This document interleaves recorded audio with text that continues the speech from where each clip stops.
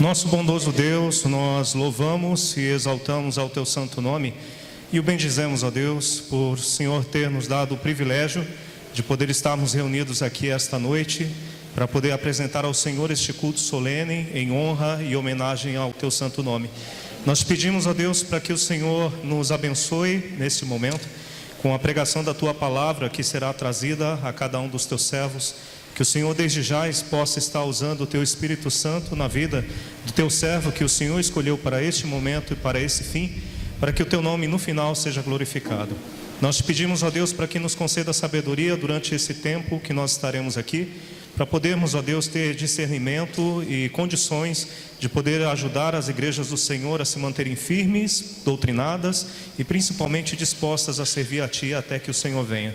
Então, ó Deus, nós te pedimos para que o Senhor nos abençoe conforme a Tua vontade, pois essa é a oração que faço no nome de Jesus. Amém.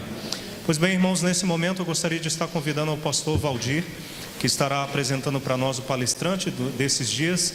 Então, que Deus os abençoe.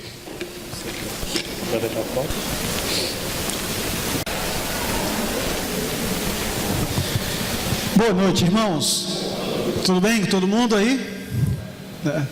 Nós queremos, antes de tudo, antes de apresentar o nosso pregador de hoje à noite, nós queremos dar as boas-vindas aos amados irmãos que estão aqui louvando a Deus, porque se você está aqui, pode ter plena certeza que essa igreja esteve orando por você, orando por esse evento ao longo, desses meses aí, pedindo sempre a bênção e a direção de Deus. E nesta primeira noite nós já temos visto as nossas orações respondidas, pela graça que Deus nos dá de poder chegar, de poder estar aqui celebrando ao seu santo e precioso nome. Quero louvar a Deus e fazer notória a minha alegria de poder ouvir o coral cantar. Eu deveria ter feito parte do coral, eu fiz os dias lá, mas eu não me vi hoje em condições, porque não ensaiei hoje. Mas parabéns, meninos e meninas, irmãos em Cristo. Certamente Deus foi exaltado através das vozes de vocês, das músicas cantadas. Que Deus seja sempre o centro de toda nossa existência. Também queremos louvar aos irmãos que estão aqui pela disposição, o planejamento de você estar aqui.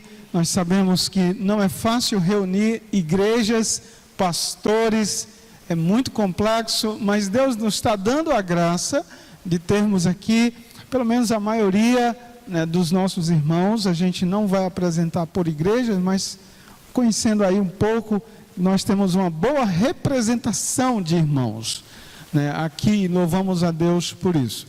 Se você precisar de algo que a gente possa atender, me procura. Se você não quiser me procurar, tem os irmãos da igreja que estão sempre aí à sua disposição para te ajudar a encontrar o que preciso for, para que nesses dias, hoje, amanhã e sábado, nós tenhamos um tempo muito precioso aqui de comunhão, de confraternização, de crescimento espiritual. Sem mais delongas, eu vou chamar o pastor Carlos para assumir o púlpito aqui. E ele vai então pregar a palavra de Deus para nós.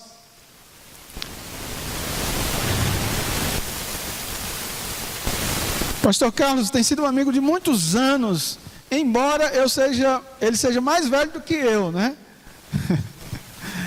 agora ele discordou. Não, parece um menino, ele é da idade do pastor Marcos ali, colega aí. Hoje é pastor lá na igreja Canaã, em Juazeiro do Norte, também professor lá do Seminário Batista, colega de pastorado, de ministério.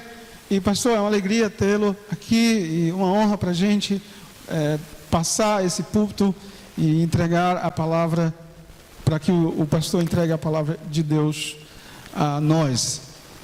Que Deus abençoe. Eu vou só, enquanto o senhor faz as suas apresentações formais, eu vou agora colocar aqui a sua pregação lá no...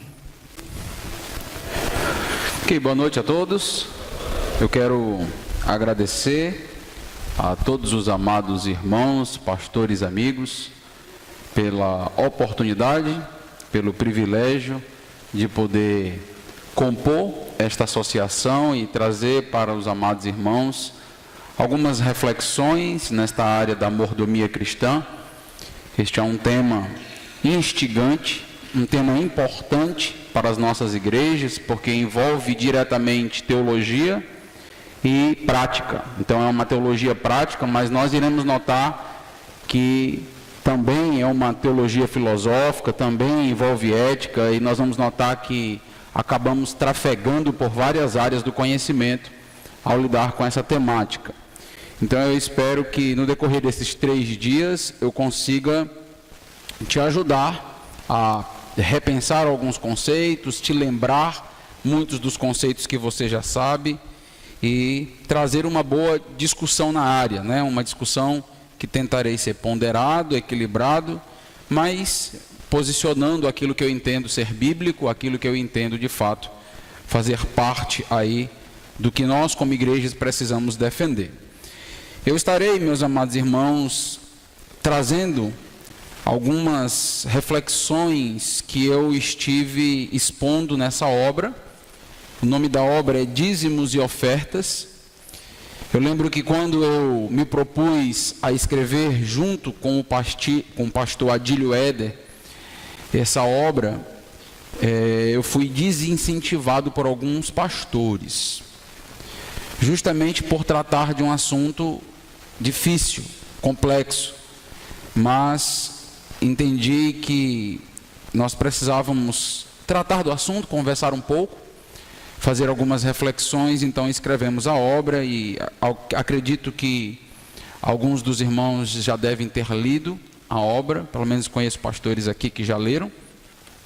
Se você não leu, nós trouxemos 10 volumes, não tivemos como trazer mais porque essa obra está esgotada.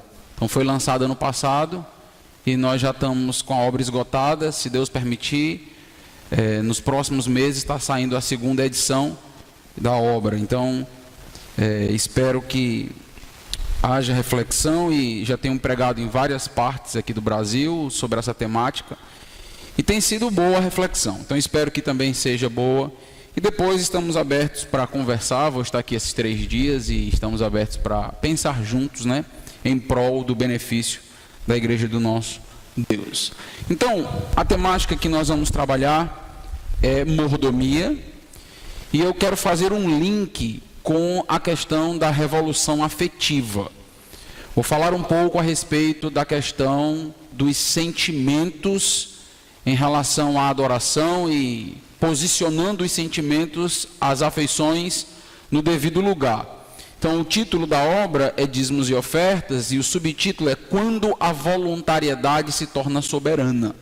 E a proposta de fato é discutir afeições na adoração e onde cabe então as afeições diante das ordens de Deus, diante então daquilo que Deus requer de nós.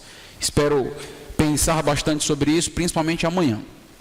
Minha proposta hoje à noite é mostrar para os amados a metodologia que nós vamos trabalhar, certo? Então, sempre que a gente pensa em matemática, sempre que a gente parte para análises de textos, que a gente entra numa determinada área do conhecimento, nós precisamos trabalhar de uma maneira metodológica. E eu vou tentar mostrar para os amados irmãos uma linha metodológica que eu estou seguindo para entender mordomia e colocar no devido lugar razão, afeição, de acordo com o conceito aí de contribuição. Então eu espero que no final da palestra você entenda como eu estou trabalhando, abordando, e amanhã a gente vai trabalhar teologia bíblica e vamos trabalhar então alguns conceitos importantes a partir desta metodologia. Então vamos pensar um pouco.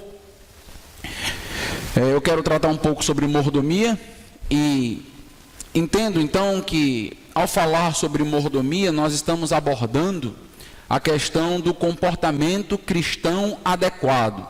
Nós estamos refletindo sobre isso. E quando nós paramos para pensar sobre comportamento cristão adequado, surge ou surgem algumas perguntas relevantes. Existe, de fato, um comportamento cristão adequado para cada situação específica?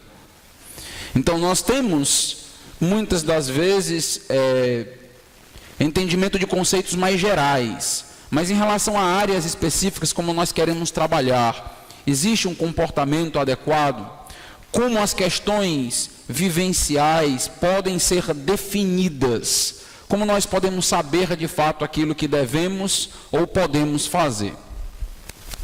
Então, eu acredito que todos que estão aqui essa noite não têm dificuldade de negar a existência de um comportamento adequado.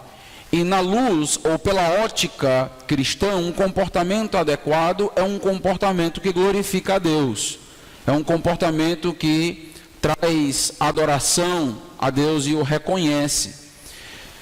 Apenas aqueles que desejam eliminar uma prestação de contas futura com Deus, acabam então eliminando também o conceito de comportamento adequado. É o que nós entendemos como relatividade ou relativismo moral. Então, pelas lentes cristãs, nós sabemos quem definiu o como nós devemos nos comportar. Sabemos que tudo parte de Deus e de sua revelação. Mas nós temos alguns problemas para resolver. E o problema é a complexidade do o que devemos fazer, como definir, como entender o que devemos fazer. Existe uma metáfora muito conhecida quando nós lidamos com a questão da mordomia, que é a metáfora do despenseiro. Certamente você já deve ter ouvido ou já deve ter utilizado várias vezes. E a ideia é como nós devemos lidar com itens de uma suposta dispensa espiritual. Então nós temos uma espécie de dispensa, uma espécie de armário espiritual e precisamos lidar com cada item, com cada elemento, com cada bênção que Deus nos deu. Porque mordomia não está ligada meramente à questão financeira, mas envolve todo o nosso ser, cada área da nossa vida. Então a ideia da metáfora é administrarmos bem a dispensa. Certamente os irmãos já ouviram falar das dispensações na teologia, e é uma polêmica grande dentro do dispensacionalismo, quantas dispensações existem, coisas desse tipo, mas para nós o que importa nesse momento é que, quando nós falamos de dispensação dentro da teologia, nós estamos falando da economia de Deus em administrar cada era, cada etapa, cada período, e isso tem a ver com dispensação, como nós administramos os bens materiais, os bens espirituais, e nós temos um propósito nessa mordomia. O nosso propósito é sermos considerados servos fiéis, é ouvirmos do nosso Deus um dia que de fato cumprimos toda a nossa missão, toda a nossa tarefa, e ser convidado para entrar como servo bom e como um servo fiel. Então, quando nós lidamos com o conceito de mordomia, nós estamos lidando com a questão de entender e cumprir adequadamente uma missão. Vou mostrar a estrutura desse conceito de mordomia dentro do aspecto teológico. A base bíblica para falarmos sobre uma teologia da mordomia, uma teologia que envolve mordomia, encontra-se em Gênesis. Gênesis capítulo 1, nós temos os versículos 26 a 28, nós vamos abrir nesse texto. E Gênesis capítulo 2, versículos 6, 8 e 15, que está dentro do que nós conhecemos como ordens criacionais. Então, como aquilo que Deus criou e ordenou para que a sua criação se mantivesse. Então, o que nós temos? Nós temos Gênesis 1, 26. Você pode abrir sua Bíblia para acompanhar, ou pode olhar aqui na projeção também, caso não esteja aí com Bíblia. Gênesis capítulo 1, versículo 26. Também disse Deus: façamos o homem à nossa imagem, conforme a nossa semelhança. Tenha ele domínio sobre os peixes do mar, sobre as aves dos céus, sobre os animais domésticos, sobre toda a terra e sobre todos os répteis que rastejam pela terra. Criou Deus, pois, o homem à sua imagem, a imagem de Deus o criou, homem e mulher os criou. E Deus os abençoou e lhe disse: sede fecundo, multiplicai-vos, enchei a terra e sujeitai-a, dominai sobre os peixes do mar, sobre as aves dos céus e sobre todo animal que rasteja pela terra. Deixe-me apenas fazer alguns destaques rápidos aqui. Então nós temos aqui o vínculo entre a imagem e semelhança de Deus. Nós sempre lutamos para definir exatamente o que é a imagem e semelhança de Deus no homem. E nesse texto nós temos um vínculo entre a imagem e semelhança e sua função. Então a imagem e semelhança de Deus aliada à função de dominar sobre toda a terra, sobre toda a natureza, sobre o restante da criação. Então nós temos um homem espelhando Deus, refletindo Deus, Deus como o dominador maior, inclusive sobre o homem, e o homem agora como um dominador menor em todo o restante da criação. E nós temos aqui no versículo 26 esta expressão: tenha ele domínio, e no versículo 28, sujeitai e dominai. E aqui eu fiz um destaque no versículo 26 e no versículo 28, onde você tem aí no final de cada um dos versículos basicamente uma repetição da mesma ideia, do mesmo conceito. Nós temos uma ênfase sobre aquilo que Deus requer do homem. No capítulo 2 de Gênesis, avança um pouquinho, versículo 8, nós temos: e plantou o Senhor Deus um jardim no Éden. Deus como o grande jardineiro. Muito interessante isso. Na direção do Oriente, e pôs nele o homem que havia formado. Deus como o grande oleiro. Deus então como o exemplo de cultivador, o exemplo de trabalhador que o homem deveria ser. No capítulo 2, versículo 15, nós temos: tomou, pois, o Senhor Deus ao homem e o colocou no jardim do Éden. E nós temos agora uma expressão indicando o propósito: para o cultivar e o guardar. Então nós temos várias expressões onde os homens precisam guardar, cultivar, dominar aqui a terra, o jardim. Então nós podemos identificar em Gênesis pelo menos 5 elementos básicos para montar uma estrutura de mordomia cristã. Quando você pensa em mordomia cristã, normalmente você não pensa naquilo que estrutura a mordomia. E eu quero que você perceba isso, e nós vamos já fazer um exercício no Novo Testamento para ver se você entendeu a estrutura aqui que nós estamos querendo mostrar. Então, nós temos aqui 2 elementos básicos para lidar com mordomia: o Senhor ou os senhores e os servos. Então, todo o conceito de mordomia envolve Senhor e envolve servos. É interessante que no caso da nossa mordomia cristã com Deus, há uma diferença abismal, inclusive ontológica, entre nós e Deus, o ser humano e o ser de Deus. Não apenas aqui uma diferenciação funcional, mas há uma diferenciação ontológica, de ser, de natureza. Esses 2 elementos, eles nos levam para falar sobre um tipo de relacionamento específico, que quando nós estudamos teologia do Antigo Testamento especificamente, nós estudamos sobre essa relação chamada suzerania e vassalagem. Em outras palavras, é uma relação senhor-servo, senhor-escravo.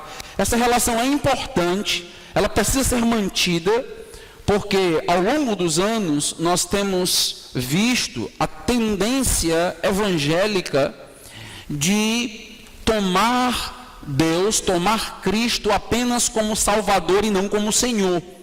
Talvez você já tenha ouvido falar da polêmica da salvação pelo senhorio, que o John MacArthur ele trabalha tantas vezes. O conceito é que muitas pessoas aderem a Jesus como seu Salvador, mas não aceitam Jesus como seu Senhor, continuam autônomos.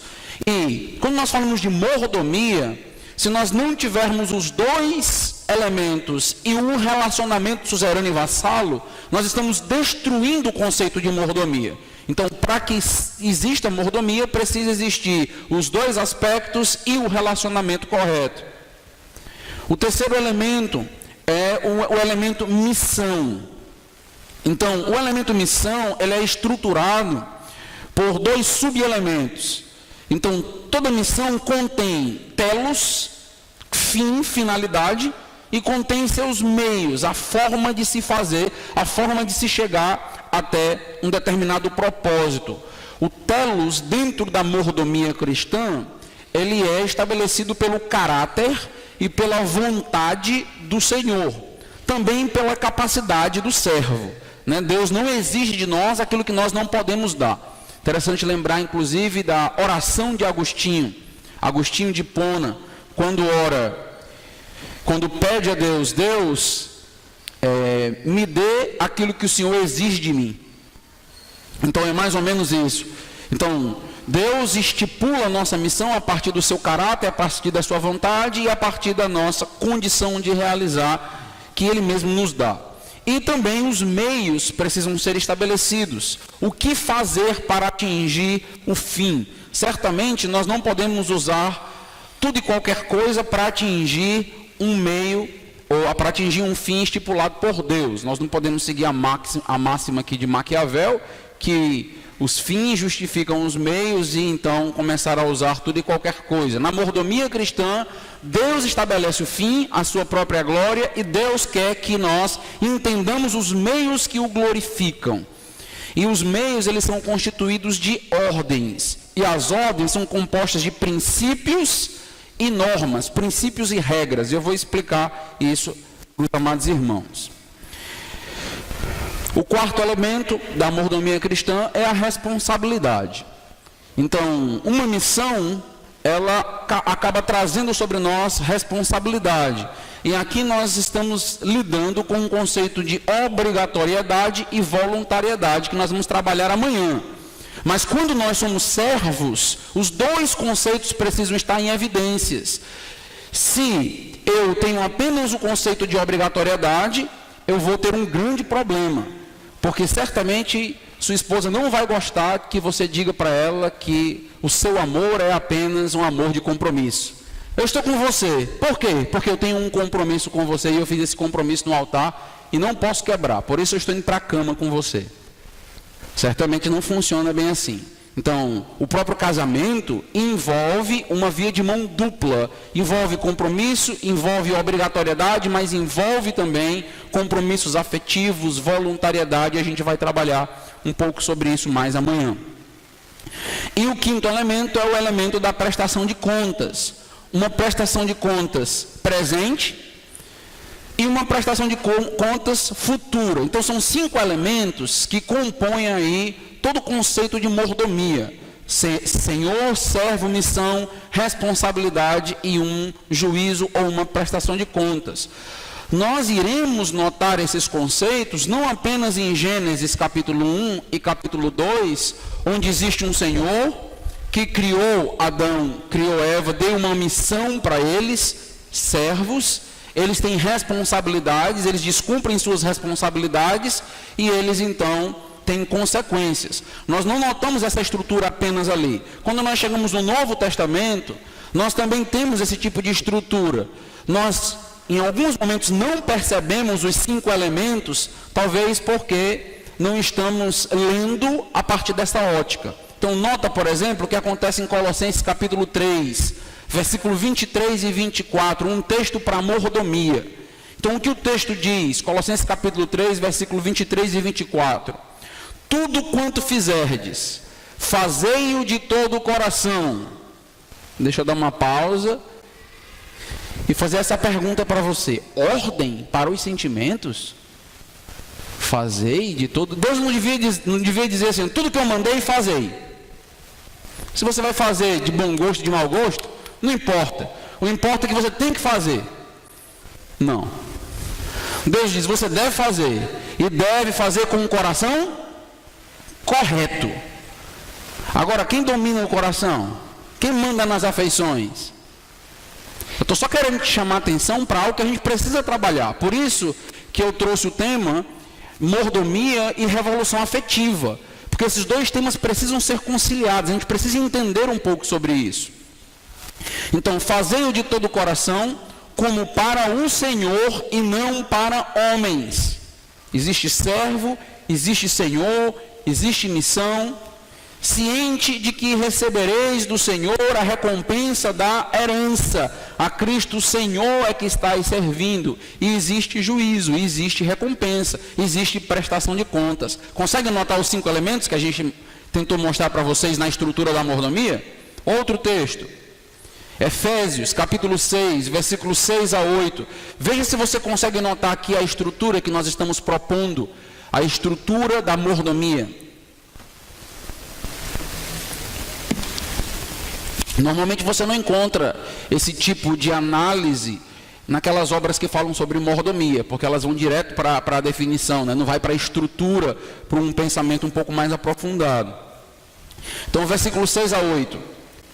Não servindo à vista como para agradar a homens, mas como servos de Cristo, fazendo de coração a vontade de Deus. Ordem para os sentimentos. Fazendo e de coração, servindo de boa vontade, voluntariedade, servindo de boa vontade. A ordem é, mas faça de boa vontade, preparando o caminho, como ao Senhor e não como a homens, certos de que cada um, se fizer alguma coisa boa, receberá isso outra vez do Senhor, quer seja servo, quer livre. Consegue notar aqui prestação de contas? Então você tem essa estrutura nos textos. Então o desafio, quando nós estudamos mordomia e aprofundamos o conceito, é entendermos uma estrutura por trás dos textos. Então é incrível como nós lemos muitas das vezes a Bíblia sem uma estrutura hermenêutica. Então quando nós estudamos, por exemplo, profecias, nós precisamos entender as estruturas proféticas, como cada profecia é classificada a partir de uma estrutura. Quando nós estudamos os textos poéticos também têm a sua estrutura peculiar. E quando nós estudamos os textos aplicativos da Bíblia, quando nós estudamos os textos morais da Bíblia, eles também possuem uma estrutura hermenêutica. Mas muitas vezes nós não percebemos. E esses textos estão ligados justamente à mordomia. A doutrina da queda, ela é importante para nós e ela não pode em nenhum momento passar despercebida. E ela tem a ver com o conceito também de mordomia. Então, a queda não afetou o mandato espiritual e o mandato social. Em outras palavras, o relacionamento com Deus e o relacionamento entre os humanos. Nós temos também uma afetação no relacionamento do homem com a cultura, com a natureza.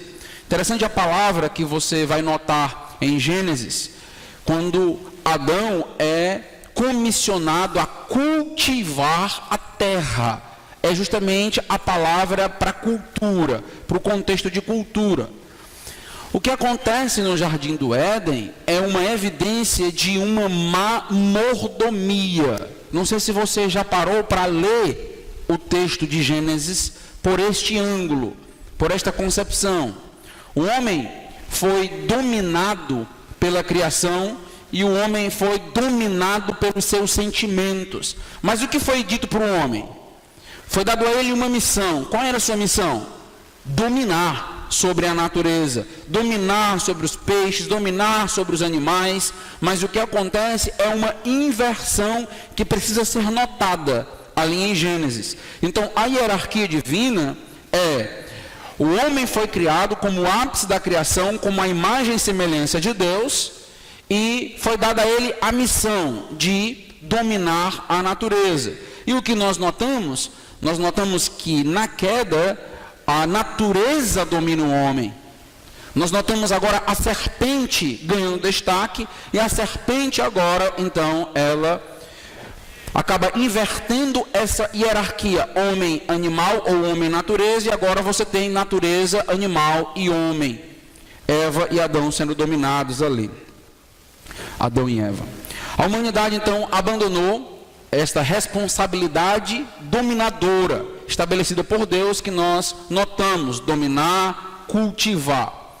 Então, o que nós vamos perceber? Nós vamos perceber várias inversões em Gênesis. Então, a serpente, que é a natureza, engana Eva, que representa ali junto com o seu esposo, Adão, a humanidade. Nós temos a primeira inversão, que é uma inversão de hierarquia, humanidade e natureza. Nós temos também uma segunda inversão, que classifico como uma inversão da hierarquia social, onde agora a mulher domina o homem. A mulher toma a frente. Adão deveria dar as diretrizes, mas Eva leva Adão então a comer do fruto da árvore do conhecimento do bem e do mal. Ela toma a liderança e Adão não se posiciona. Uma inversão na hierarquia divina. E nós temos algo bem interessante, que em alguns momentos pode passar despercebido nessa construção. O que é? É uma dominância dos sentimentos, uma predominância dos sentimentos. Então, há uma inversão afetiva ali no Éden, naquele processo. Nós temos o mandamento muito claro de que eles não poderiam comer da árvore, do fruto do conhecimento do bem e do mal, mas por um momento os sentimentos se sobrepõem. Por um momento a afeição é colocada em primeiro lugar, e aí a razão acaba sendo obscurecida. Talvez os irmãos lembrem da descrição que é feita, por exemplo, em Romanos, onde a descrição do homem caído é que o coração obscurece a mente. Então, quando nós falamos de revolução afetiva, nós estamos falando de igrejas que estão agora sendo levadas e buscando cada vez mais experiências sensitivas. Estão em prol de governar a sua vida por aquilo que eles sentem. Então isso é o que nós trabalhamos como revolução afetiva. E nós entendemos que isso aconteceu lá. Olha o que nós notamos em Gênesis 3 e 6. Olha a descrição. Temos aqui o apelo proibido aos sentimentos e sensações. Olha o que é dito no texto. Vendo a mulher que a árvore era boa para se comer, ela faz um juízo de valor sobre a árvore é boa para se comer, agradável aos olhos e árvore desejosa para dar entendimento, tomou-lhe do fruto e comeu e deu também ao marido e ele comeu. O que nós estamos percebendo aqui? Nós notamos no texto uma dominância dos sentimentos, uma dominância dos desejos, das afeições. Ela tinha uma ordem, ela tinha um dever, mas por causa de seus desejos, então todo o dever foi obscurecido. É o que nós estamos percebendo aqui em Eva. Nós temos, mais uma vez enfatizando, o exemplo de má mordomia acontecendo já ali no jardim do Éden. Nos primeiros textos bíblicos nós já temos aí um exemplo de péssima mordomia. O que eu quero que nós percebamos por um instante é que eles abandonaram a normativa, abandonaram aquilo que Deus tinha estabelecido para aderir ao apelo da serpente, que está ali sendo a figura da natureza dentro daquele texto, a inversão da natureza, e mais na frente, em Apocalipse, nós entenderemos que tem todo um processo demoníaco por trás daquele processo, e uma falsa promessa de benefícios a parte de Deus. Então, muitas das vezes é isso que as afeições fazem. As afeições, elas prometem para nós benefícios à parte de Deus, apenas pelos nossos desejos. Então nota que Adão e Eva, eles estão dominados pela natureza e eles também estão dominados pelos seus sentimentos. É isso que está acontecendo. A promessa é: certamente não morrerás, contradizendo diretamente aquilo que Deus disse. Como Eva não percebe isso? Porque nós sabemos que ela foi enganada. Ela não percebe porque os sentimentos a enganam. Não é por acaso que você conhece o texto de Jeremias que diz que o coração é enganoso e desesperadamente corrupto. Os nossos sentimentos nos enganam muitas vezes, mas nós fazemos questão de que nós administremos a nossa vida pelos sentimentos. Talvez você já tenha ouvido falar muitas vezes sobre inteligência emocional. O que é inteligência emocional? É fazer com que o teu coração pense e que tua mente sinta. É uma inversão para que a gente equilibre as coisas, para que a gente não seja dominado pelos sentimentos. Quantas pessoas agem por impulso? Quantas pessoas agem por sentimentos? E também não caia em um racionalismo, século XIX e século XX, onde nós eliminamos completamente a presença de Deus, a experiência com Deus, e passamos então a entender tudo à luz da lógica, à luz da razão. Então precisa ter um equilíbrio nesse processo aqui. O reino afetivo, sentimental, o reino do eu, dominou a sensatez, a sabedoria, o equilíbrio que deveria ter ali em Eva, Adão, para obedecer a Deus, Adão e Eva. O homem, desde o início, ele vai mostrar essa dificuldade de aceitar a estrutura básica da mordomia, que é a estrutura senhor-servo, o relacionamento suzerano-vassalo. E o homem vai lutar fortemente com isso após a queda. Todos nós temos uma luta interna, mesmo nós, crentes, temos uma luta interna para desobedecer a Deus em muitas vezes, em muitos momentos, para não aceitar o senhorio de Deus em nossa vida, aceitar as ordens de Deus na nossa vida. E Satanás faz questão de soprar que essas ordens são sufocantes, que essas ordens vão tirar de nós a graça da vida, o brilho da vida.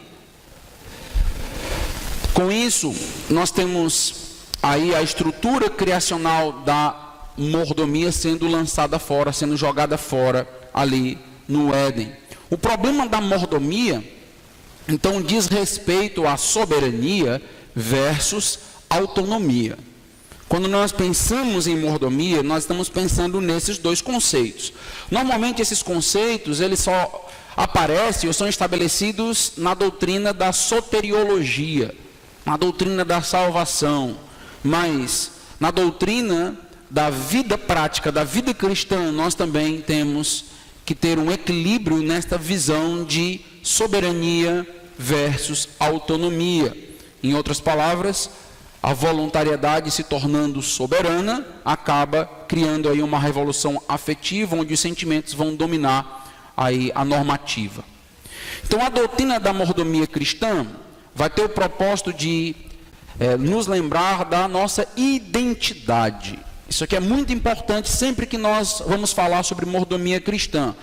O propósito da mordomia cristã, um dos meus propósitos essa noite é que o Espírito Santo, ele possa reposicionar a nossa escala de hierarquia senhor-servo. É que você saia daqui dessa noite sabendo que você é servo, sabendo, reconhecendo e agindo como tal. Todas as vezes que nós falamos e trabalhamos mordomia, nós precisamos lembrar a nossa identidade, porque se houver uma perversão no nosso conceito de identidade, nós temos muitos problemas na vida cristã com o conceito de mordomia. Precisamos lembrar que somos servos e aceitar a nossa missão de administrar aquilo que Deus nos deu, de cultivar a terra, de cultivar os bens, de cultivar a família, de cultivar o tempo, sabendo que um dia nós prestaremos contas por todos esses elementos, por todas estas bênçãos que Deus nos concedeu. Isso implica em um modo correto, em um modo adequado de lidar com os bens do Senhor. Existe um modo correto e um modo adequado de lidar com os bens do Senhor. E nós precisamos refletir sobre isso. Esse modo, ele é um modo definido pelo próprio Senhor e ele leva em conta alguns fatores. E eu quero entender isso e aprofundar um pouco disso com os irmãos. A nossa grande questão, a nossa grande luta é saber qual é este modo adequado e como estes fatores influenciam a nossa tomada de decisão, aquilo que nós devemos fazer para glorificar a Deus.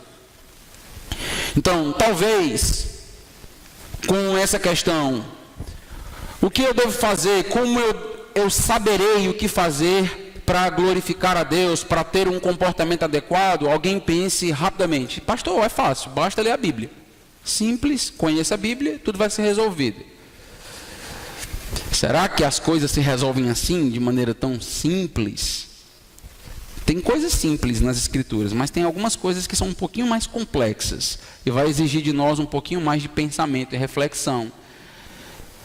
Quando nós falamos a respeito da mordomia cristã, nós vamos ter que lidar diretamente com hermenêutica, com interpretação, como eu lido com os textos, como eu lido com o Antigo Testamento, como eu lido com o Novo Testamento, como eu lido com lei, como eu lido com graça.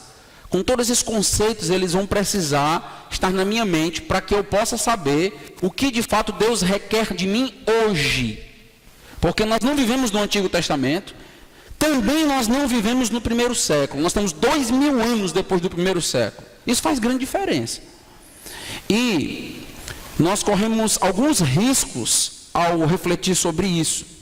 Então, só para que os irmãos entendam que existem práticas restritas ao contexto bíblico. Quando nós pensamos em 1 Coríntios 11, por exemplo, quando nós falamos aí da questão do uso do véu, nós entendemos que o uso do véu está relacionado a um contexto cultural do primeiro século.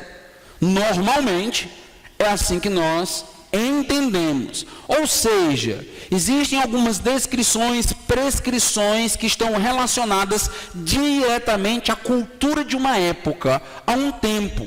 E nós precisamos ter muita sabedoria para saber como transportar os conceitos para a nossa época.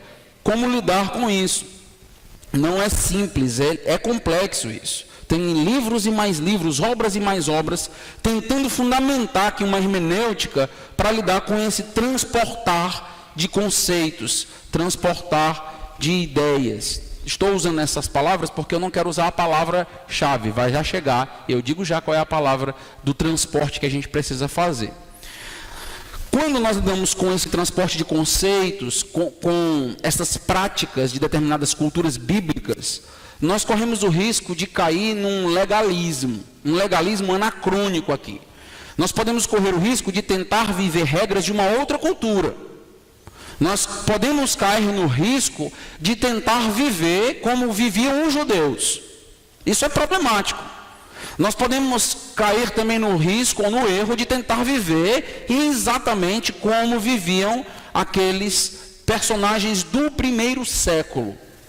Por outro lado, C.S. Lewis ele vai usar um conceito muito importante que ele chama de esnobismo cronológico, que a ideia é a seguinte: também não podemos cair no outro extremo de desprezar toda a regra do passado, de olhar para tudo no passado, olhar para o Antigo Testamento, olhar para o Novo Testamento e dizer, olha, nós não temos nada a ver com isso, nós vivemos em outro período, em outra época, e começar a se ver como superior ao contexto, tanto do primeiro século como do Antigo Testamento.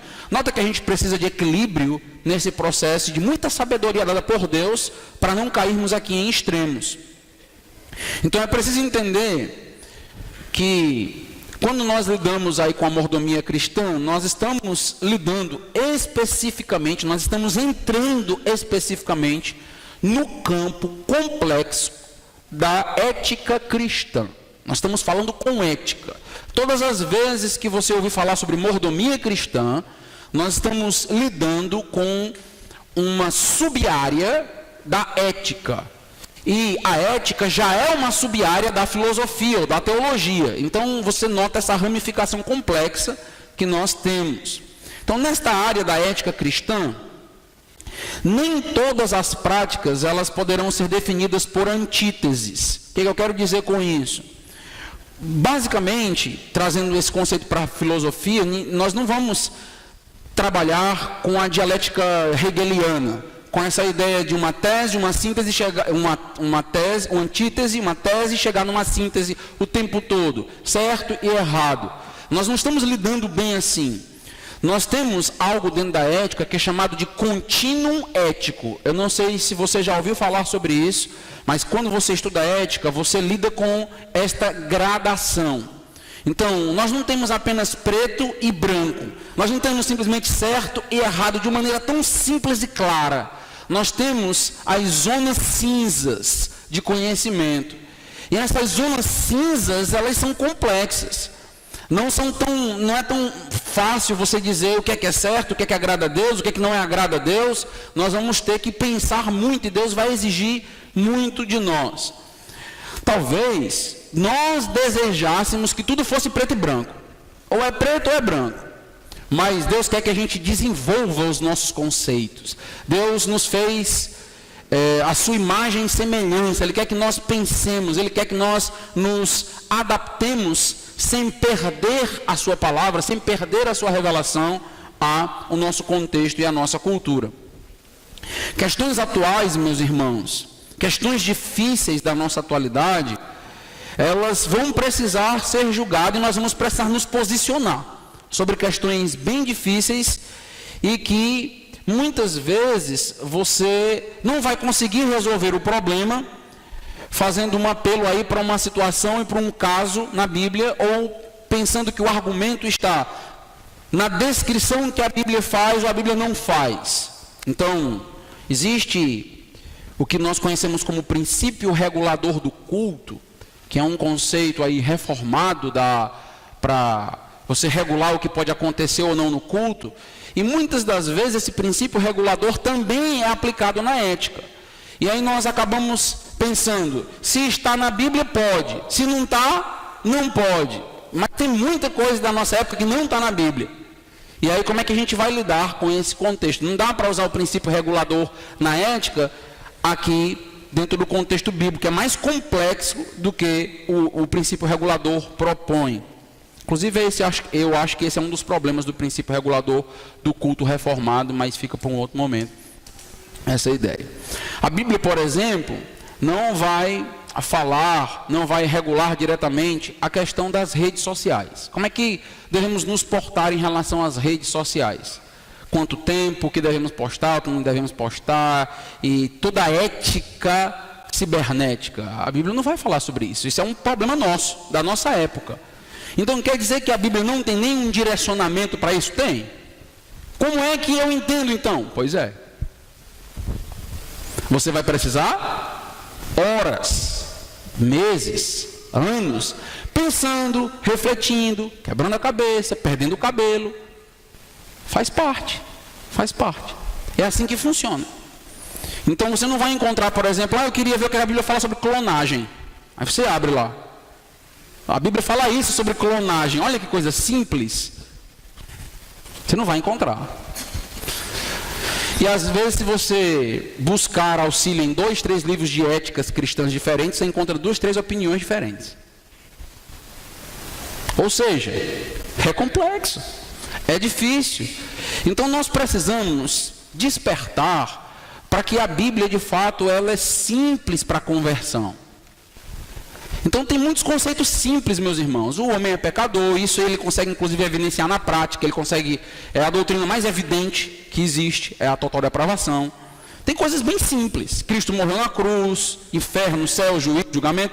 Tem coisas simples, tem coisas complexas, tem coisas difíceis, e que a gente não vai conseguir resolver tomando uma Coca-Cola de 2 litros ou um suco de laranja. A gente vai, no decorrer de 20, 30, 40 anos de ministério, nos posicionando, entendendo, refletindo. Então, a questão da mordomia, da ética cristã, tem a ver com todos esses conceitos que a gente precisa amadurecer. Se você veio me ouvir pronto para adquirir um ponto de vista correto, eu vou dizer para os irmãos que a gente está construindo junto, que a gente está refletindo, que a gente está pensando a partir de alguns conceitos teológicos, porque é assim que funciona realmente, e é assim que deve ser. Então não tem aqui o dono da razão, tem todo mundo usando a razão e usando os sentimentos, usando aquilo que Deus deu, para chegarmos ao melhor denominador comum dentro de uma área tão difícil e tão complexa, que é a área da mordomia, e a área da mordomia especificamente financeira, dízimos, ofertas, administração da igreja, como é que isso funciona. Talvez você tenha pensado na questão dos princípios. Esta era a palavra que eu disse que eu não ia falar naquela hora, lembra? Que como nós transportamos um conceito de uma determinada época, do Antigo Testamento, Novo Testamento para hoje.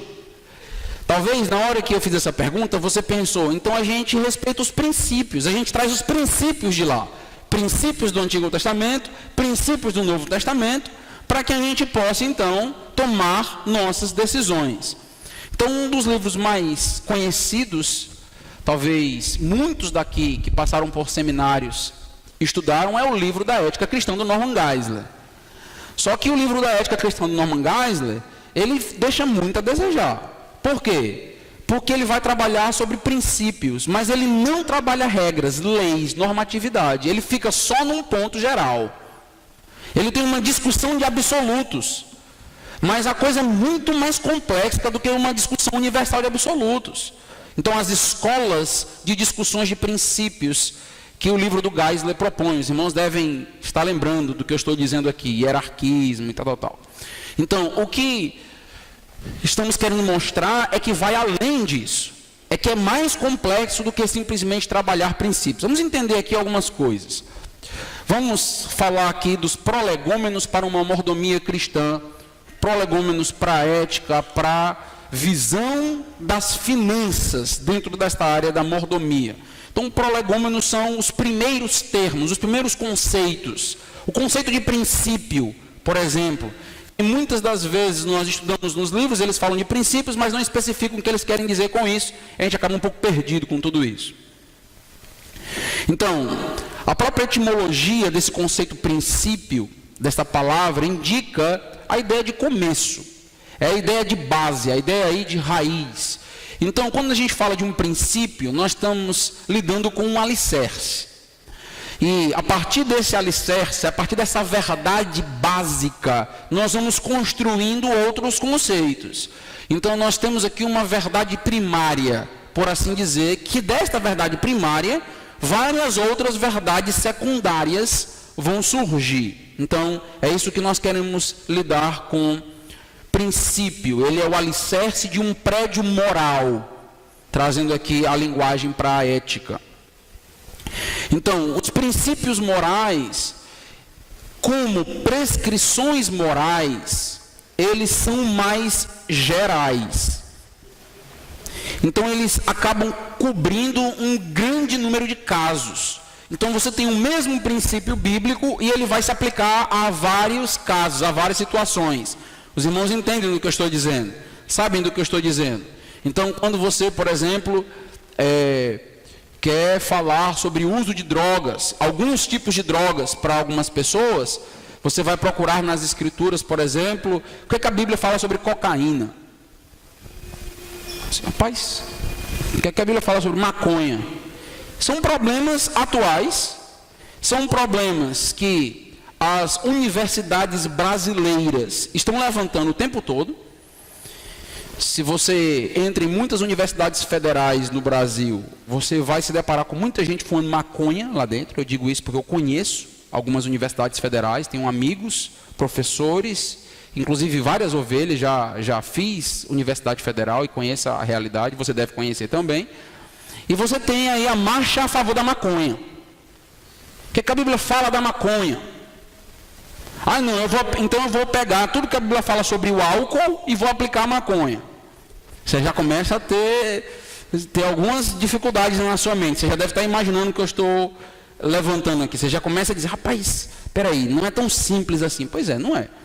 Então a gente vai ter princípios, nós teremos, por exemplo, os 10 mandamentos. Nós, como dispensacionalistas que somos, nós não somos aliancistas, reformados, nós entendemos que existem vários princípios do Antigo Testamento que podem ser utilizados e usados pela igreja, mas nós não temos aquela divisão de lei tripartite da lei, né? Então, lei moral, lei civil, lei cerimonial, e aí só sobrou a lei moral, que a lei moral são os 10 mandamentos.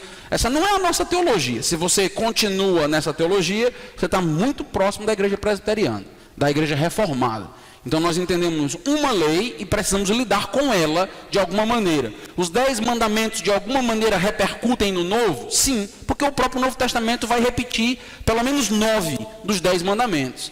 Então nós vamos ter aí vários conceitos assim. Mas o critério não é meramente o Novo Testamento repetir. Eu vou repetir o que eu acabei de dizer. É muito importante. O critério para lidar com um princípio do Antigo Testamento não é meramente o Novo Testamento repetir. Porque o Antigo Testamento, ele é bem maior do que o Novo Testamento. Concordam com o que eu estou dizendo? Tem várias informações no Antigo Testamento que nós não vamos encontrar no Novo Testamento. Então aí não é simplesmente buscar uma confirmação no Novo Testamento, mas lidar com prudência para não cairmos num legalismo judaico, mas ao mesmo tempo entender aquilo que Deus quer para o seu povo como um todo. Este é o propósito. Então os princípios morais, eles são abrangentes. Eles não indicam o como, eles indicam o que é. Eles indicam diretamente uma verdade, base, fundamental. Amar a Deus sobre todas as coisas, base. Como é que eu amo a Deus? Ah, você perguntou como agora, né? Então tem várias maneiras de como amar a Deus. Estão entendendo o que eu estou dizendo? Você tem o amar a Deus, mas tem várias maneiras. Não idolatrar, não fazer imagem. Ok, você tem uma base, mas a idolatria ela pode acontecer de diversas formas. Não apenas criando uma imagem de Deus. E aí nós podemos idolatrar sem criar imagens, que já são variações dessa teologia idolátrica que nós temos ali. Então você tem uma base de amar a Deus, amar ao próximo, base. Você tem fundamento, você tem princípio. Como eu amo ao próximo? Ah, então você agora tem várias formas de amar ao seu próximo. Esse como é o que nós classificamos como regra dentro da ética cristã. São regras morais. Então, serão consideradas aí prescrições morais mais específicas, que são, na realidade, aplicações dos princípios a situações concretas. Então, nós temos o princípio, como é que eu posso amar a Deus, evidenciar esse amor a Deus na minha vida diária? Várias formas. Como é que eu amo o irmão? Várias formas na própria igreja. E essas formas, elas são variadas, elas são diferentes, mas nós precisamos que estas regras, estas formas, espelhem o princípio. Elas não podem se afastar do princípio. Por exemplo, você não pode amar a Deus meramente do seu jeito. Deus afeição, tem aí a homoafeição, né? Onde as pessoas definem o que é amor. E elas estão definindo aí um conceito basilar das Escrituras. Você não pode amar a Deus do seu jeito. Não, mas eu não sirvo a Deus, eu não trabalho para Deus, eu não me sacrifico para Deus, eu não, em nenhum momento tenho uma atitude, uma ação abnegada, mas você não conhece o meu coração. Eu amo a Deus. Quais as regras você segue para evidenciar o princípio do amor? Entende o que eu estou dizendo? Isso é importante fixar na mente. A gente vai ter um gráficozinho que vai esclarecer daqui a pouquinho. Então, uma vantagem quando a gente fala de princípios e regras é a seguinte: o princípio, ele é universal. Então, todos devem seguir o princípio bíblico, todos, em todas as regiões, em todas as culturas, em todos os tempos, em todas as épocas, há um princípio: amar a Deus. Era só para o Antigo Testamento? Não.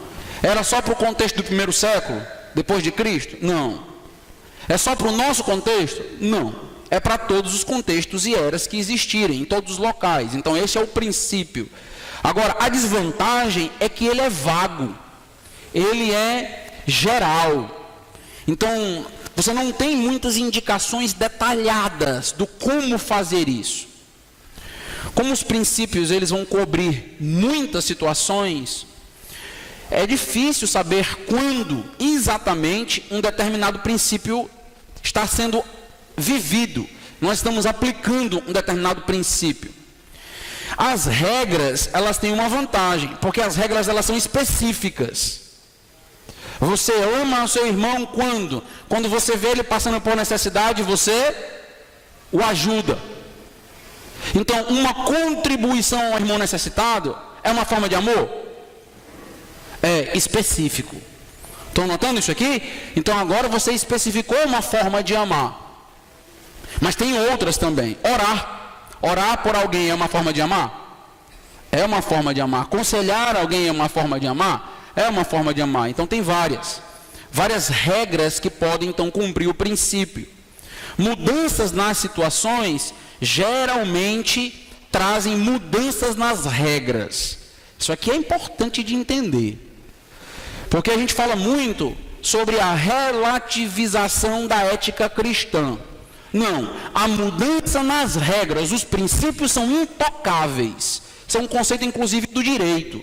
O direito usa esse mesmo conceito para lidar com princípios e criar leis. As leis podem ser modificadas, os princípios não. Lógico que há uma certa maleabilidade nos princípios jurídicos, mas quando nós falamos dos princípios bíblicos, não há maleabilidade, não há flexibilidade. Por quê? Porque é revelação divina. Então não tem uma outra revelação, a revelação é aquela. Então nós teremos uma flexão nas regras, em como nós vivemos cada princípio. Então o papel de toda e qualquer regra, de toda e qualquer norma, é evidenciar o princípio e ajudar a viver o princípio evidenciado. Neste livro de dízimos e ofertas, quando a voluntariedade se torna soberana, eu tive a grande alegria de poder ter uma contribuição de um grande amigo, o pastor Wagner Amaral, que está escrevendo um livro sobre a normatividade, e ele escreveu um pouco sobre isso na obra, trabalhando esses conceitos e nos mostrando como o conceito funciona. E é muito importante. Eu diria que é uma forma de você entender a obra. Então nós conversamos bastante antes da publicação e é a estrutura para você entender a obra. É isso que eu estou tentando mostrar essa noite para você. Então, fora do princípio da norma evidenciar o princípio, essa norma ela perde a utilidade, ela se torna pecaminosa quando ela se distancia do princípio, quando ela se distancia do Senhor. Então a norma não pode apontar para ela mesma. A norma não pode ser o seu próprio referencial. A norma aponta para um princípio. E quanto mais essa norma se afasta do princípio bíblico, mais prejudicial é esta norma. Então qual é a nossa meta? Nossa meta é manter os princípios e devemos buscar normas que estejam tão próximas do princípio que é quase que se confunde com os princípios na nossa mente. Então, quanto melhor for a norma, mais nós cumprimos o princípio. É isso que nós estamos querendo estabelecer. Então, a nossa busca deve ser pela melhor norma, pela melhor regra para estabelecer, para apontar para o princípio. Então, obrigatoriamente, a norma, como eu tenho colocado, ela precisa ser flexiva. Ela precisa ser flexiva a ponto de contemplar aí as mudanças que acontecem no percurso, na cultura, nos tempos. A norma, ela vai levar em consideração a cultura. O princípio não. Isso aqui é muito importante. Então, no primeiro século, por exemplo, você tem a norma do véu. Ali não é um princípio, porque se o véu for um princípio, todos nós precisamos cumprir aquele mesmo princípio hoje. Mas nós temos as regras para evidenciar algum princípio ali. Então, quando nós falamos das regras, elas possuem um papel pedagógico. Elas apontam para um princípio estabelecido, elas nos ajudam a viver o princípio estabelecido. É isso que as regras fazem. Então aqui um quadro do pastor Wagner, que gostei bastante, que diz o seguinte: nós temos um referencial, a revelação especial é o nosso referencial. Então, a partir desse referencial, nós tiramos um conjunto de princípios, certo? Então tem toda uma discussão de quantos princípios existem, se os princípios são vários, se você só tem um princípio, se nem existe princípio. Existem várias, talvez você já tenha ouvido falar sobre o imperativo categórico de Immanuel Kant. Então o imperativo categórico de Immanuel Kant é um princípio, é um imperativo categórico. Nós entendemos que existe um conjunto de princípios nas Escrituras e que esses conjuntos de princípios, eles se harmonizam, é o que nós entendemos. Então, a partir deste conjunto de princípios, nós teremos normas, estabeleceremos normas para viver esse princípio. Então, a regra, a norma, ela depende do princípio, ou seja, nós não criamos regras na igreja sem princípios, senão nós criamos uma tradição ignorante. Quando nós começamos a criar regras, a primeira pergunta que alguém deve fazer é: qual é o princípio que essa regra está querendo vivenciar? Ah, não, eu só queria uma regra. Não, tá bom de regras, né? Então, peraí, nós precisamos buscar regras para vivenciar a Bíblia, para vivenciar os princípios. Então, quando nós criamos regras aleatoriamente, ou criamos muitas regras, que acaba sendo sufocante o processo de tantas regras para viver um princípio, nós criamos uma tradição, um legalismo terrível, sufocante. Então precisamos ter muita sabedoria aqui para criar regras adequadas, sábias e que possa deixar com que o cristianismo seja saudável. Então, a regra, ela vai ser didática, como eu disse para os amados irmãos. Ela tem duas características. Primeiro, ela tem a característica do dinamismo. Então ela é dinâmica, ela vai depender da cultura, da época, do contexto. E ela quer que a gente compreenda e pratique melhor o princípio. E nós teremos aí a fidelidade ao princípio norteador. Toda regra deve ser fiel a um princípio norteador. Então, nós temos basicamente o seguinte: nós temos aqui uma norma, e essa norma, ela vai ser contextualizada, ela precisa de uma cultura, ela precisa de um contexto, quer seja o Antigo Testamento, o Novo Testamento ou hoje, mas ela tem um contexto, e esse contexto vai exigir de nós posicionamentos. E aí, eu vou criar uma norma levando em consideração a cultura que eu vivo, o contexto que eu vivo, e essa norma, ela vai poder ser mantida com o passar do tempo, ela vai poder ser adaptada com o passar do tempo, ou ela pode ser completamente eliminada com o passar do tempo, e nós termos uma regra melhor. De repente, nós entendemos uma regra melhor para viver um princípio. E aí o que é que nós fazemos? Nós substituímos a regra, porque há dinamismo no processo, há melhoramento no processo, não na palavra de Deus. A palavra de Deus, ela se mantém, é o absoluto, são os princípios, mas a maneira de agradarmos a Deus, de vivermos para Deus na prática, podem ser modificados com o passar do tempo. Então, tudo deve ser em função de evidenciar o princípio básico, o princípio absoluto. Então, a mordomia agora, o conceito de princípios e regras, fechando aqui no conceito de finanças. Então, o Novo Testamento, ele não vai fornecer para nós nenhum conjunto de regras para as nossas situações específicas atuais, como nós estamos mencionando para os amados irmãos. E a razão é muito óbvia. as regras foram dadas para abranger as situações do primeiro século, falando do Novo Testamento. As regras do Antigo Testamento contemplavam a cultura deles. Então, inclusive, eles sempre tinham uma pazinha na mão, para que eles pudessem evidenciar uma higiene ali pessoal. Nós não andamos com pazinhas na mão. Alguém tem uma pazinha na mão essa noite? Você construiu um eirado na sua casa? Nós não temos eirados na nossa casa, porque nós vivemos em outro contexto. Nós temos, então, uma outra cultura, e nós precisamos, então, adaptar algumas coisas dentro desse processo aqui. Na Bíblia, nós não temos regras, por exemplo, como eu já mencionei, para maconha, para cocaína, pois não eram realidades daquele contexto e daquela época.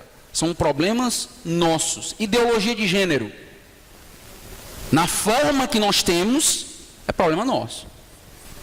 Não estou falando aqui do problema homossexualismo, homossexual, isso aí sempre teve. Estou falando do formato ideologia de gênero. Isso é nosso. E nós temos que dar uma resposta de identidade para tudo isso. Com frequência, o que algumas pessoas que entram nessa área ignoram é a importância de buscar os princípios morais por trás de cada regra bíblica.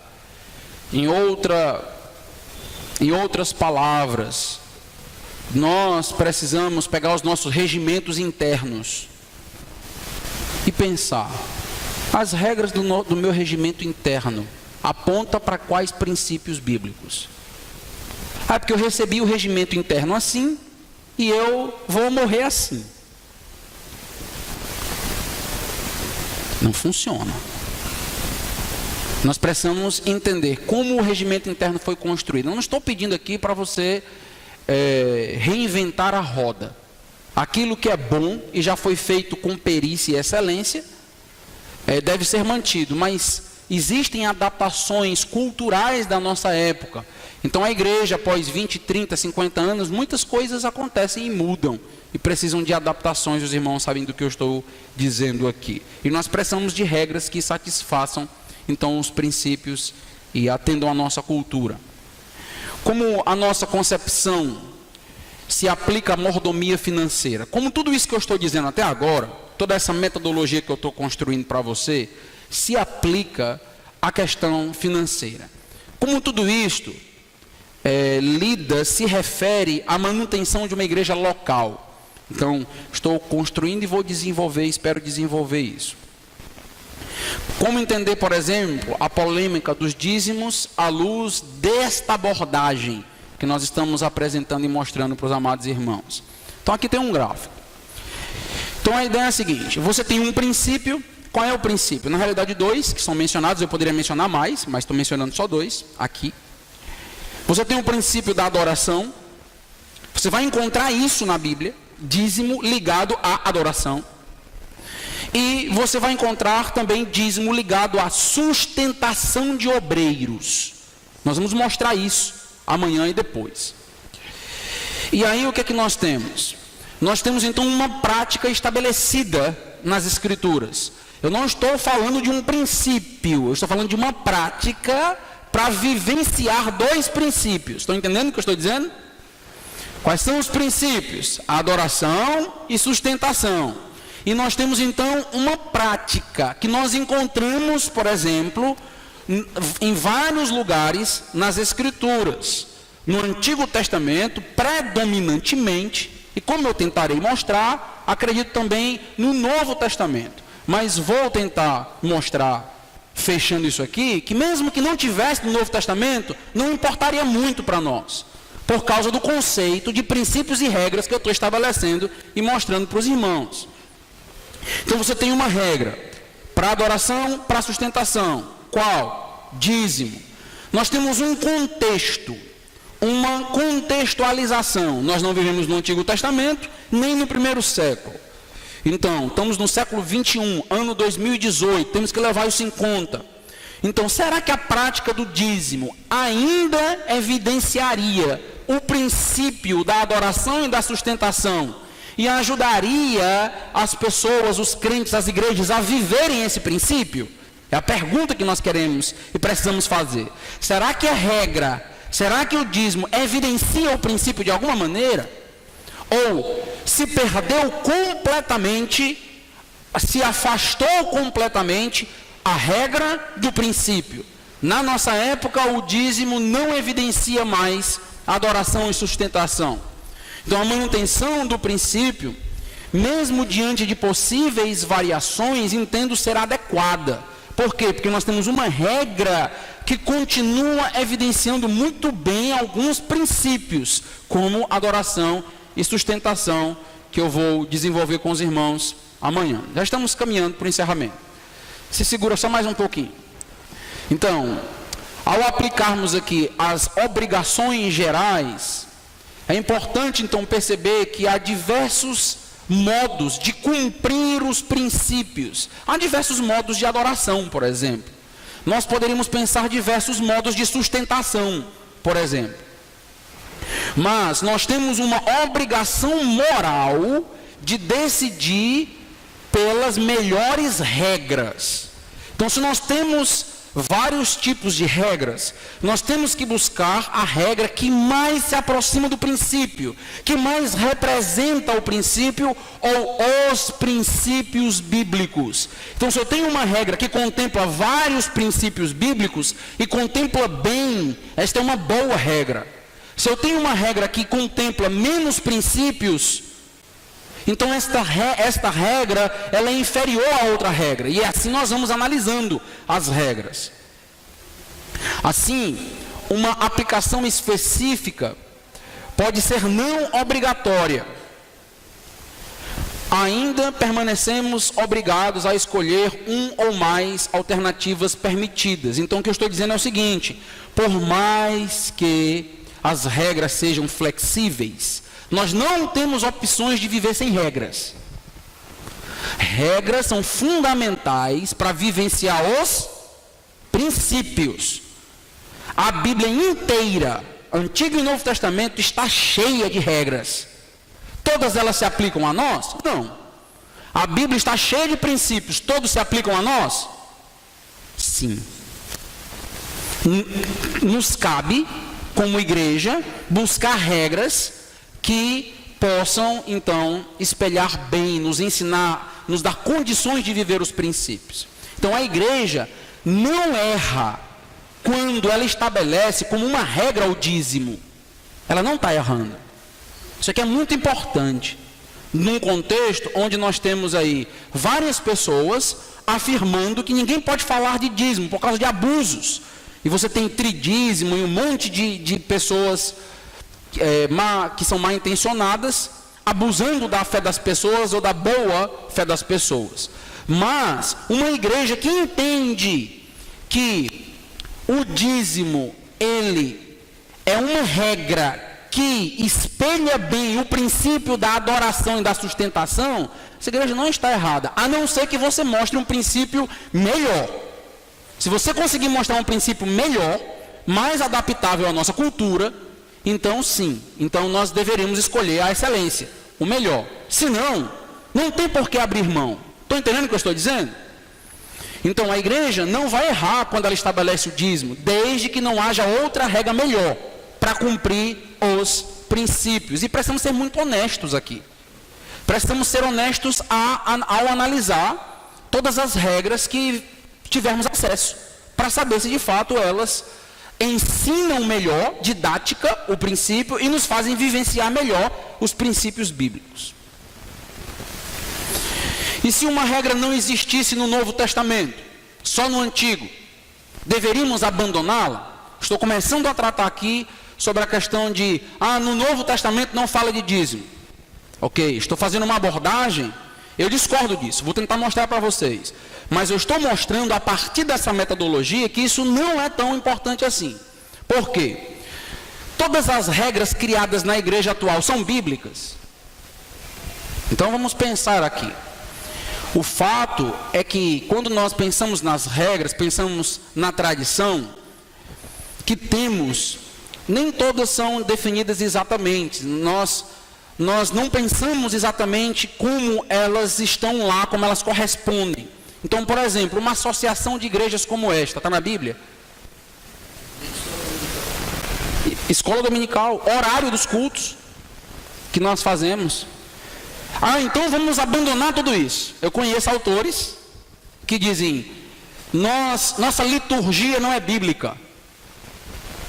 Nós estamos fazendo muita coisa que a Bíblia não diz, porque a Bíblia é a nossa regra de fé e prática. Só que nós estamos praticando muitas coisas que não estão na Bíblia. A nossa resposta para tudo isso é, nós temos práticas boas que não estão no Novo Testamento e algumas nem no Antigo, e nós fazemos por quê? Porque nós entendemos que espelham bons princípios, que espelham princípios bíblicos. Uma reunião como esta, para a edificação dos servos de Deus, para o crescimento, para a reflexão, é algo valiosíssimo.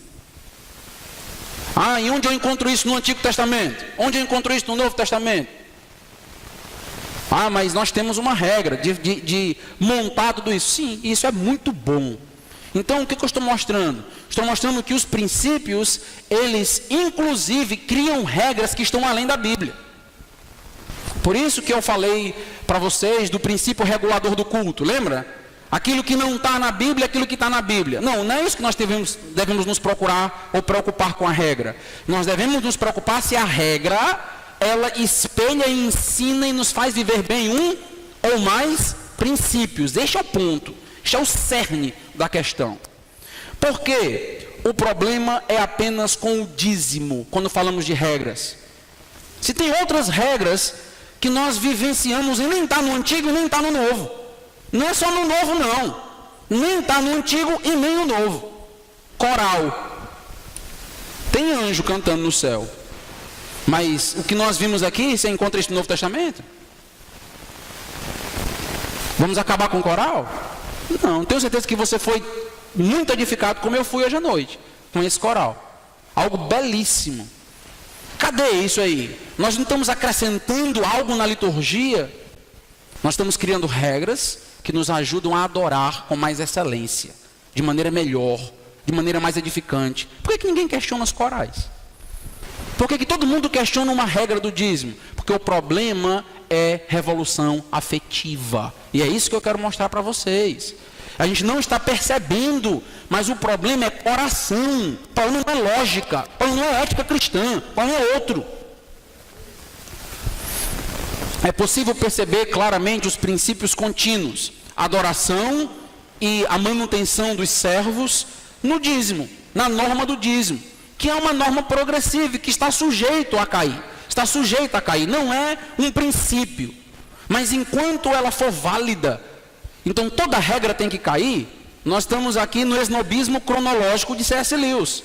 Porque essa regra é antiga, o dízimo é antigo, então tem que cair. Então vamos parar de se sacrificar uns pelos outros, que isso aí é mais antigo do que nós tudinho junto. Então nem toda regra tem que cair. As regras precisam ser pensadas e repensadas o tempo inteiro. Mas elas não precisam estar caindo e sendo destruídas o tempo inteiro. É isso que a gente precisa pensar. Existe uma proposta melhor para manter, adorar, para manter a igreja? Então, será que as ofertas voluntárias, que é a outra opção, seriam as normas que representam melhor o princípio de adoração e manutenção? Será que está aqui o ponto? Pronto, achamos a cereja do bolo. Qual é a cereja? Nós hoje vivemos de ofertas voluntárias. E inclusive dizemos que isto nem é regra. Muitos afirmam que isso nem é regra. É o princípio bíblico. Isso é princípio absoluto. Não, isso é regra. É uma regra que espelha o princípio, uma regra tal qual o dízimo pode ser questionada. A oferta pode ser questionada? Pode.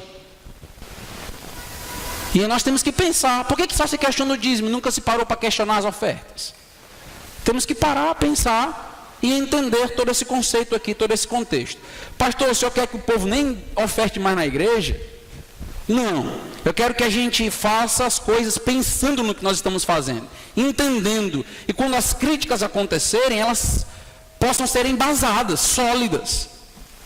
Então, será que em nome da soberania do indivíduo, vou trabalhar isso amanhã, a igreja não perdeu a autoridade, sendo obrigada a deixar de lado uma norma superior ou uma norma melhor em vários aspectos para os interesses do reino de Deus?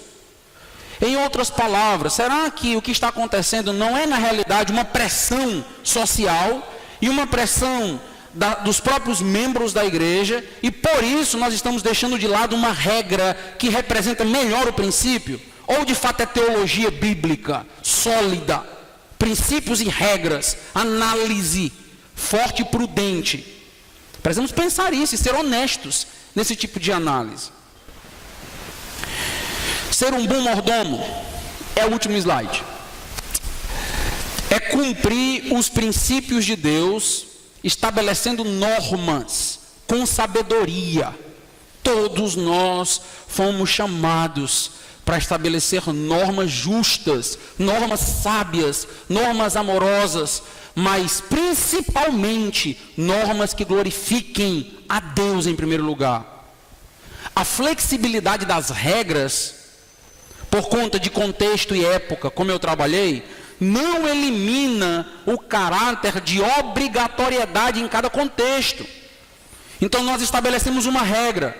Ah, mas essa regra é flexível, então ninguém precisa obedecer. Não, não é isto que estabelece a regra. A regra precisa ser obedecida. Paulo, em 1 Coríntios 11, na questão do véu, do cabelo curto, do cabelo longo, ele diz, olha, aquele que não quer cumprir nada disso é rebelde. Está lá em 1 Coríntios 11, é assim que ele fecha 1 Coríntios 11. Saiba que esse não é o costume das nossas igrejas, mas ele está falando de uma regra. Ou seja, era obrigado, aquela regra era obrigada dentro daquele contexto para que ela espelhasse um princípio? Sim, regras são obrigatórias. Então nós caímos no relativismo onde a igreja está algemada, amarrada e não pode mais estabelecer regras porque as pessoas não querem regras. Elas querem viver completamente na anarquia. Isso não pode acontecer. Quando a voluntariedade se torna soberana, quem perde a autonomia é a igreja local. E ela acaba refém do coração e refém da vontade de alguns indivíduos que desejam estabelecer suas próprias regras, como aconteceu lá no Éden, e sendo assim, a própria igreja não pode mais fazer nada. Por quê? Porque a voluntariedade se tornou soberana. E as igrejas têm padecido, sofrido. Se estabelecer regras, eu saio daqui e vou para uma que tem uma regra mais frouxa. Vou falar sobre isso amanhã. Vamos orar? Espero que tenha sido útil, tenha levantado reflexão. Vamos orar. Deus amado, eu quero pedir que o Senhor nos ajude a termos reflexões profundas, humildes, que nós não sejamos arrogantes ao ponto de acreditarmos que temos as respostas para tudo, mas que estamos fazendo a nossa parte, de tentar refletir, de tentar entender melhor nossa cultura, nosso contexto, e principalmente a Tua palavra, a Tua revelação. Dá a cada um dos líderes, pastores, esposas de pastores, missionárias, irmãos das nossas igrejas, que estão aqui essa noite, equilíbrio, sensatez, prudência, para falar de assuntos complexos com temor e tremor, sem fazer juízos tão rápidos, juízos descabidos, juízos preconceituosos, viciados por uma cultura contra Deus. Nos ajuda a trazer ênfase ao Senhor e a colocar a igreja no seu devido lugar. Que o Senhor cresça, que todos nós essa noite venhamos a diminuir. Em nome de Jesus, amém. Pastor Carlos, por essa introdução maravilhosa, né? Já nos prepara para os 2 dias, com certeza, uma bênção. O pastor Valdir vai orar, nós vamos encerrar a Assembleia e nesta noite, né, dar uma pausa na Assembleia e nos cultos, e dizendo que todo o culto foi maravilhoso. Eu quero agradecer aos irmãos do conjunto coral montado. Deus continue abençoando. Foi uma cantata maravilhosa e a mensagem foi muito sublime. Pastor Valdir. Senhor, muito obrigado, porque o Senhor nos trouxe nesta noite, neste lugar, para te adorar, para aprender do Senhor em adoração a Ti. E agora, assim como o Senhor foi gracioso conosco em nos trazer, nos dar essa oportunidade, também seja gracioso conosco, nos levando em paz para os nossos lares, dando um sono reparador das energias que gastamos hoje e daquelas que precisaremos amanhã. Que em tudo o Teu nome seja louvado. Que esse Jesus, que nós cremos, pregamos, exaltamos o nome dEle, que é a própria palavra do Senhor para nós, a revelação perfeita do Senhor para nós. Que Ele seja exaltado em tudo e em todos, em nome de Jesus. Amém.